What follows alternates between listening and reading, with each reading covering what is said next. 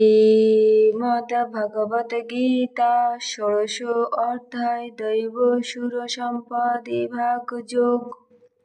শ্লোক নম্বর 6। দ্বৌ ভূত স্বর্গৌ লোকেস্মিন দৈব আসুর এব চ দৈব বিস্তরশ পোক্ত আসুরম পার্থ মে শৃণু। অর্থাৎ, হে পার্থ, মানুষের স্বভাব দুই প্রকারের হয়ে থাকে, এক দৈবী প্রকৃতি সম্পন্ন এবং অপরটি অসুরী প্রকৃতি সম্পন্ন। এদের মধ্যে দৈব প্রকৃতি সম্পন্ন মানুষদের কথা বিস্তারিতভাবে বলেছি। এইবার অসুরী প্রকৃতি সম্পন্ন মানুষের কথা বিস্তারিতভাবে আমার নিকট শোনো। জয় শ্রীকৃষ্ণ, জয় গীতা।